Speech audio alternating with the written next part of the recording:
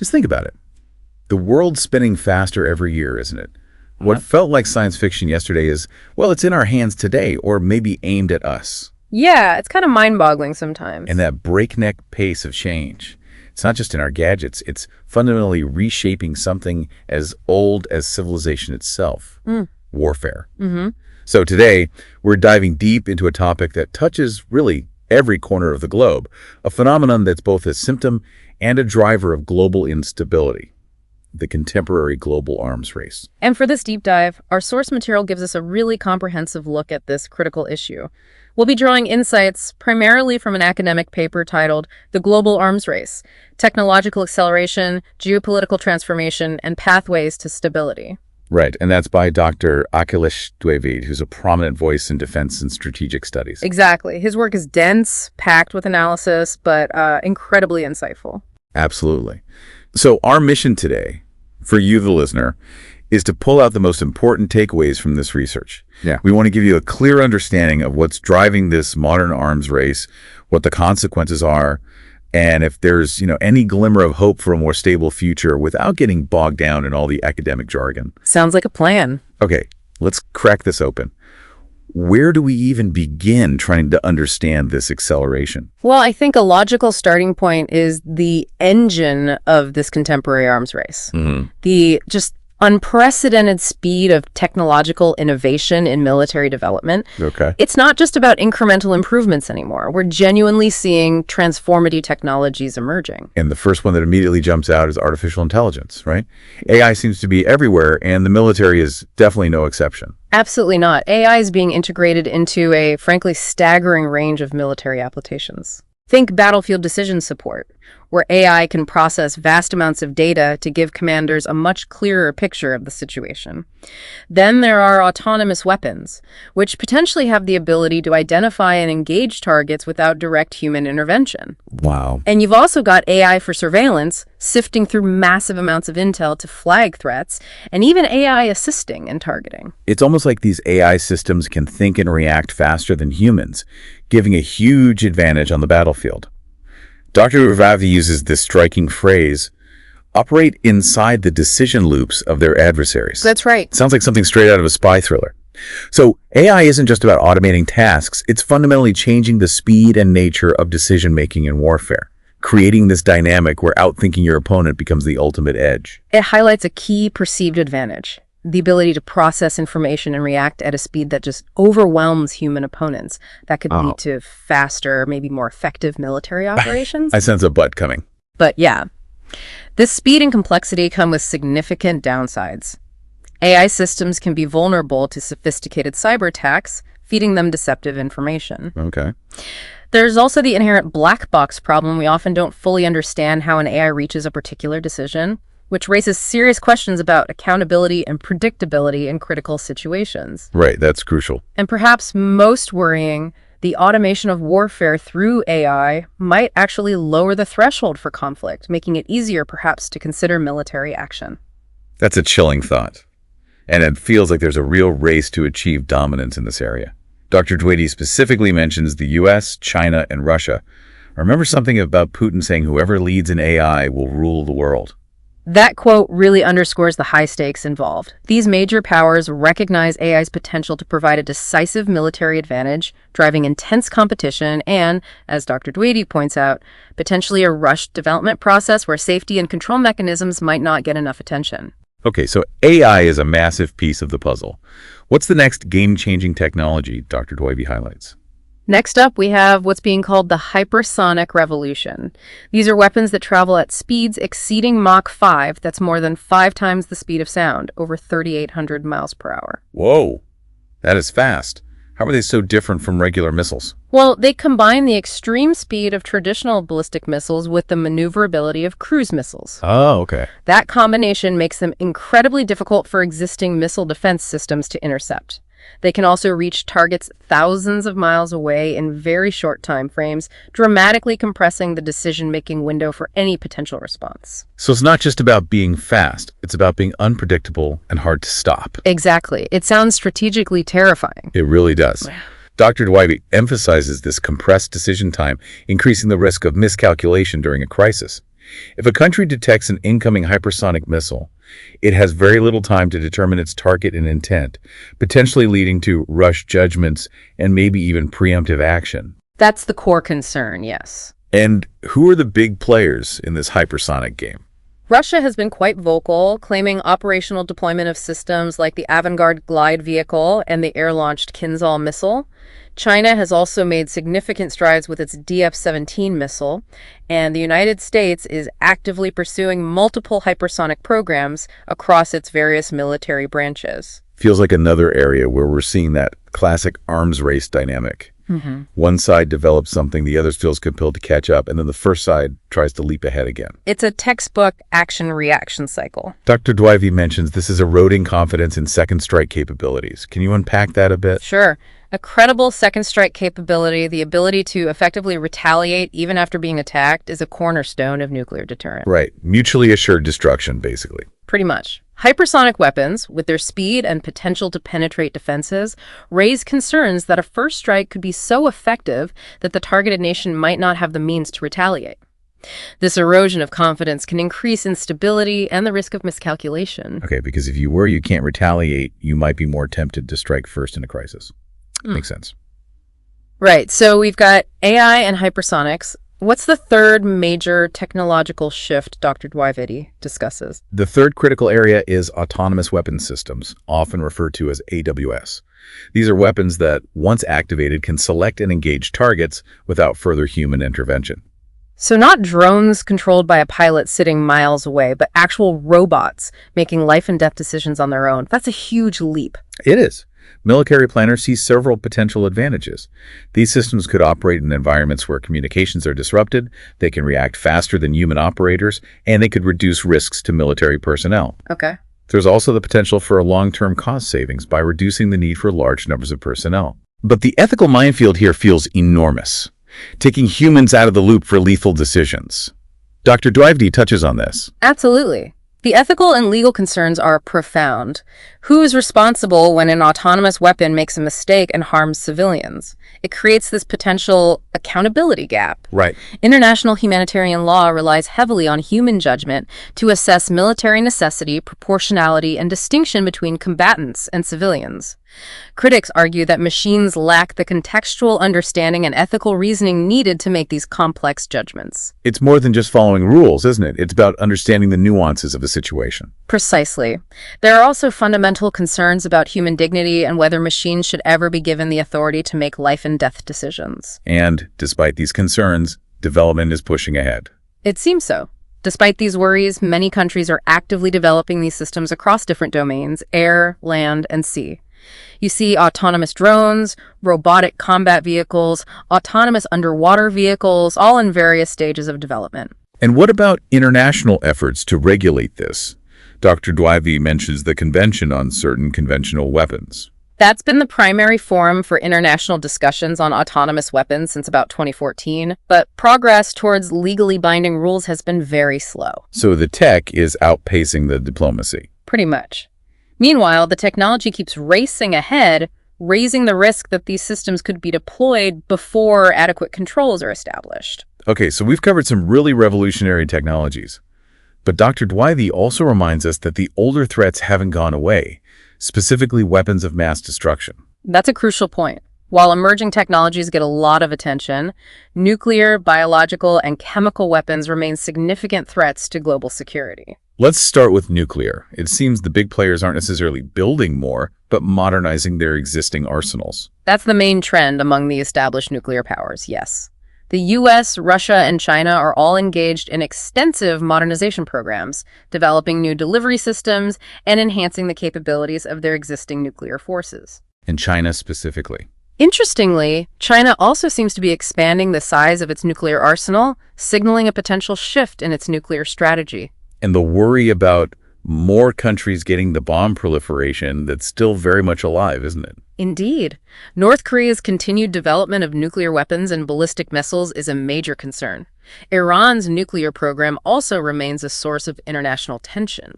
And potentially elsewhere. Dr. Dwivedi also points to the potential for proliferation in regions like the Middle East and East Asia, already characterized by complex security rivalries. What about chemical and biological weapons? We have international bans on those, right? Yes, there are international prohibitions, but they remain a concern, partly because these weapons can be relatively easy to produce, and verifying compliance is difficult. We've seen evidence of that, sadly. The use of chemical weapons in Syria in recent years and various assassinations using chemical agents are stark reminders of the threat. Plus, advances in fields like synthetic biology and gene editing, especially CRISPR technology, raise new worries about the potential to create more dangerous biological weapons. That's unsettling to even think about. Yeah. And Dr. Deweybe also notes how these older weapons can interact with the new technologies we just discussed. Absolutely. There's growing concern about the intersection of WMD and emerging tech. For example, cyber attacks could potentially target the command and control systems for nuclear weapons, while autonomous delivery systems might be used to deliver chemical or biological payloads. So it's getting even more complex. This complex interplay underscores the need for integrated approaches to arms control that consider both traditional and emerging threats. So the technological acceleration of warfare is clearly a key driver of this global arms race. But Dr. Deweybe also talks about shifting geopolitical landscapes. How are they feeding this competition? That's the second major driver, the intensifying geopolitical competition we're seeing globally. The world isn't dominated by a single superpower anymore, like it was in the post-Cold War era. Right, the era of American unipolarity is fading. We're now in a more multipolar world with the rise of China and the resurgence of Russia. Exactly. China's economic rise has been accompanied by a significant military transformation. They're modernizing their forces across all domains with a particular focus on power projection capabilities and what's called anti-excess area denial A2AD capabilities in the Western Pacific. Basically, ways to keep potential adversaries from operating freely in that region. That's the idea. And Russia, despite its economic challenges, remains a major military player. How have they managed that? Well, Russia has focused on selective modernization, emphasizing its strategic nuclear deterrent, precision strike capabilities, and information warfare.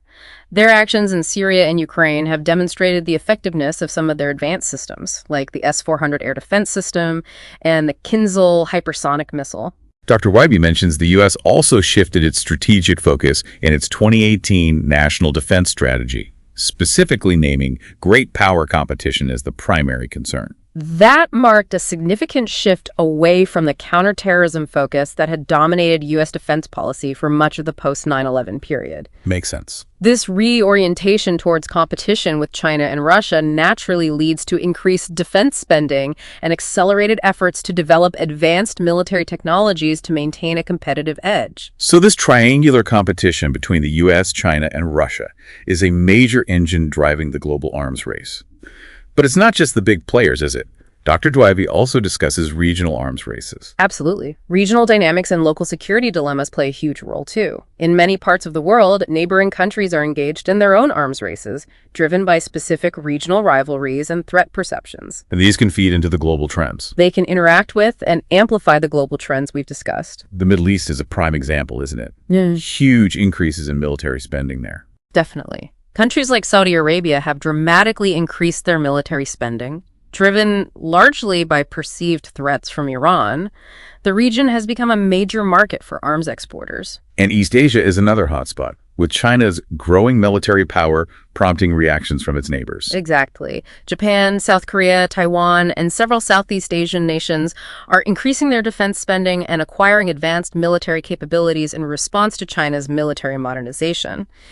The U.S. presence and its alliance commitments in the region further complicate these dynamics. South Asia, with the ongoing India-Pakistan rivalry, that's another long-standing regional arms race, and both are nuclear powers. Yes, and India's military modernization is increasingly influenced by concerns about China, creating a complex triangular dynamic in that region, too. It sounds like the security dilemma concept is really relevant here. Very much so. Dr. Deweybe highlights how these regional arms races often display the characteristics of a security dilemma. One country's efforts to increase its own security are perceived as threatening by its neighbors, triggering a cycle of countermeasures that can leave everyone feeling less secure. It's a vicious cycle. Yeah. And it seems this competition is even extending beyond our planet, into space.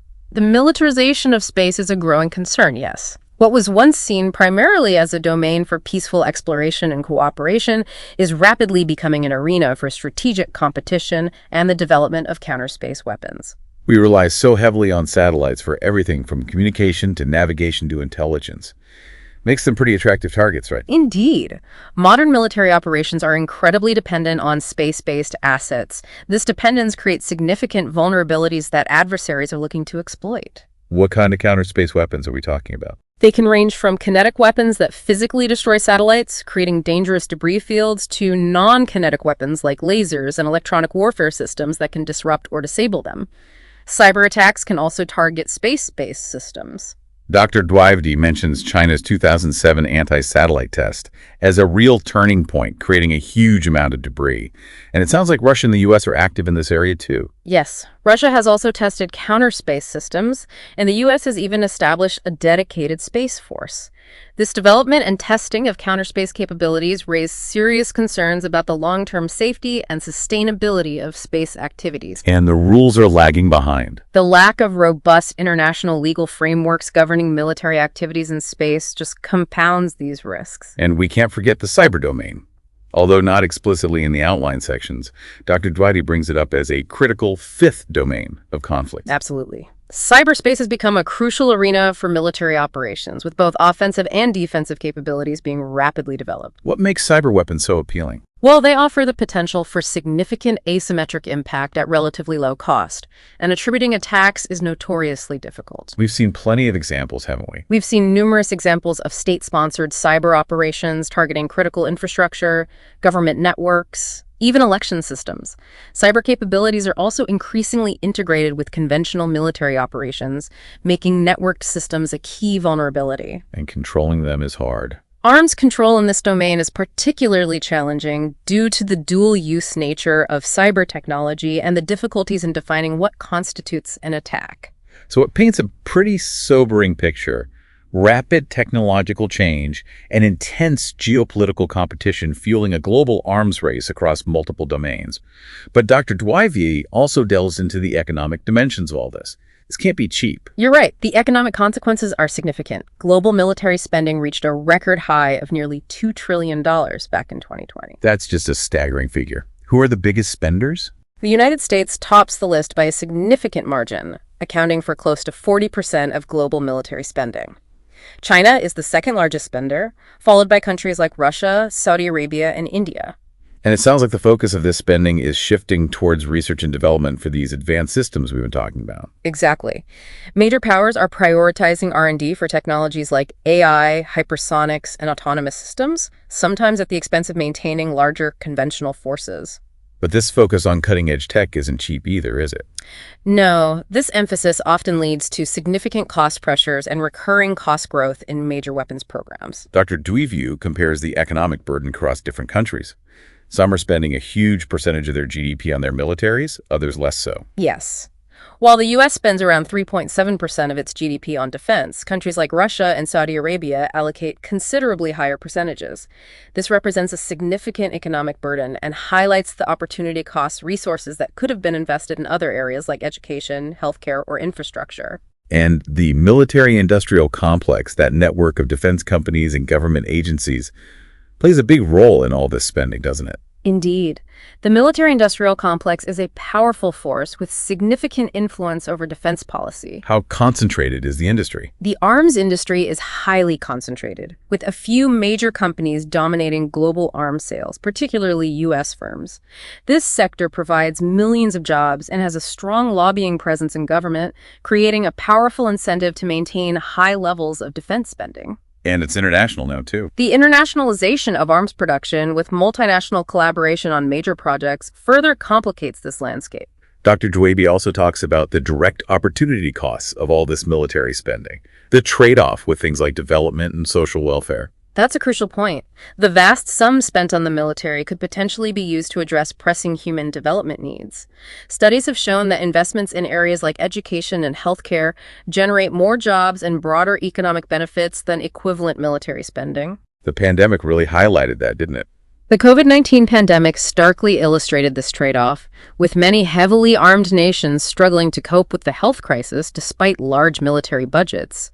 There's a clear tension between prioritizing military spending and achieving goals like the UN's Sustainable Development Goals. And then there's the global arms trade itself. That's huge business, right? It is, with a few major exporting countries, mainly the US, Russia, France, Germany, and China supplying the vast majority of arms to importing nations, many of which are in developing regions. And that's a burden for the importers. While arms exports can benefit exporting countries economically for importing nations, they often represent a significant economic burden, leading to debt, capital outflow, and limited direct economic returns. Dr. Dwivedi also notes that the arms trade can exacerbate domestic inequality in both exporting and importing countries. So economically, there are some really serious downsides to this global arms race. But it also raises some profound ethical questions, especially with the development of these advanced weapons. Absolutely. The ethical implications of advanced weapons development are significant and demand careful consideration. Let's start again with autonomous decision-making in warfare. Taking the human out of the loop for lethal decisions, the ethical concerns seem obvious, but Dr. Dwivedi really drills down into the specifics. The central ethical question revolves around human judgment and moral agency in warfare. As autonomy increases, concerns about moral responsibility and accountability become paramount. Who's responsible if a machine makes a mistake? Exactly. If a machine makes a decision that results in civilian casualties, who is held accountable? This potential accountability gap is a major ethical challenge. Furthermore, there are concerns that autonomous systems may lack the ethical reasoning and contextual understanding necessary to adhere to principles of international humanitarian law, like distinction and proportionality. And just the basic morality of it. There are also fundamental questions about human dignity and whether machines should ever be entrusted with the decision to take human life. It feels like crossing an ethical Rubicon. And Dr. Dwivedi also touches on the potential for setting dangerous precedents and the risk of these technologies spreading to non-state actors. Those are very real concerns. The development and deployment of autonomous weapons by major military powers could lower the threshold for their use by others, including non-state actors who may not adhere to the same ethical or legal standards. What about the principles of proportionality and discrimination in modern conflict? We have precision-guided weapons now, but civilian casualties still happen. While precision-guided weapons and advanced surveillance can enable more discriminate targeting, they don't guarantee ethical conduct. Why not? Political pressures, the complexities of urban warfare, and even the increased standoff distance afforded by technologies like drones can all contribute to civilian harm despite the availability of precision capabilities. So the tech isn't a magic bullet for ethics. Not at all. The difficulty of distinguishing between combatants and civilians in complex environments also presents a significant ethical challenge, and assessing proportionality, ensuring the anticipated military advantage outweighs the expected civilian harm, becomes even harder with weapons that might have unpredictable or cascading effects, like cyber weapons. And Dr. Dwivedi points out that the international legal frameworks we have are really being tested by these new technologies. Yes. International humanitarian law and existing arms control treaties are increasingly strained by the rapid pace of technological change.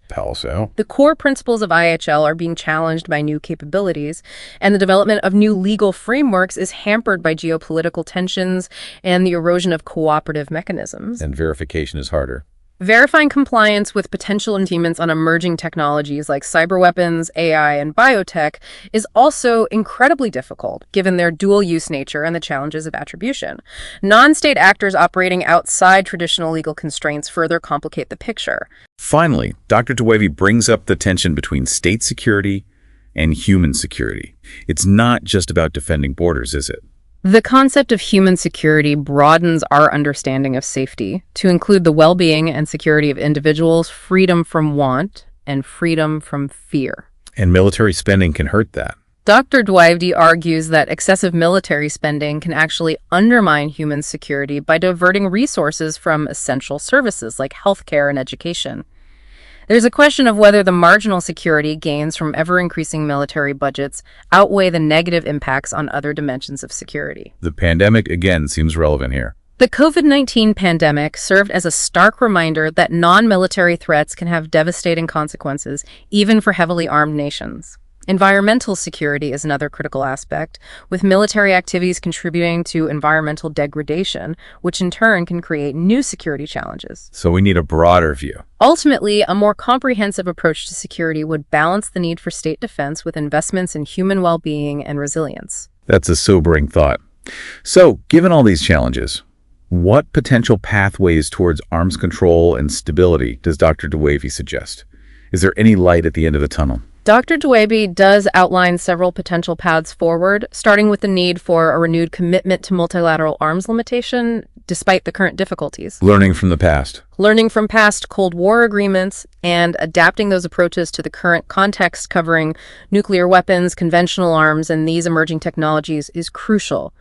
Regional arms control initiatives also hold potential in specific areas. And strengthening institutions. Strengthening and modernizing the UN disarmament machinery is another important element.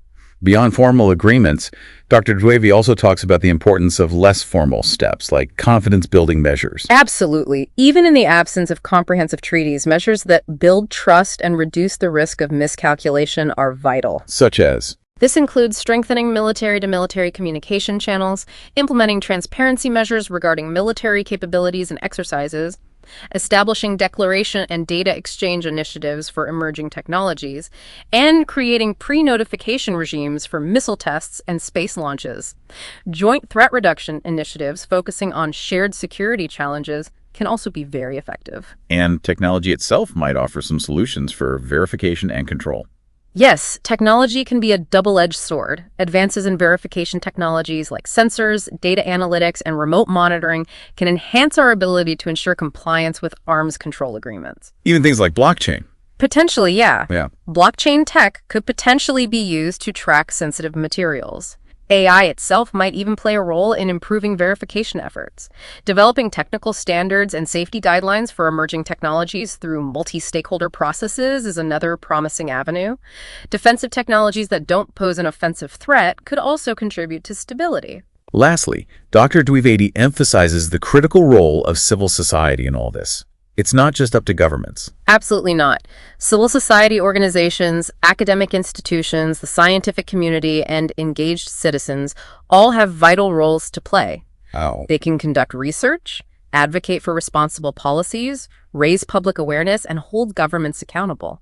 The involvement of industry professionals in setting ethical guidelines for emerging technologies, and the ability of international civil society networks to advocate for change even when governments are deadlocked are particularly important. And engaging the next generation. Engaging younger generations in these efforts is also critical for long-term progress. So to sum up this deep dive into Dr. Dwevady's analysis, we've seen how rapid technological advances in AI, hypersonics, and autonomous weapons, coupled with a shifting geopolitical landscape marked by great power competition and regional rivalries, are fueling a complex global arms race. Right, and this has significant economic consequences, raises profound ethical dilemmas, and challenges existing legal frameworks. However, Dr. Dewavdy also points towards potential pathways to stability through renewed multilateral arms control, confidence-building measures, technological solutions for verification, and the active engagement of civil society. It's a multifaceted problem with no easy answers, but understanding these interconnected themes is a crucial first step. Absolutely. And it raises a fundamental question for each of us, really.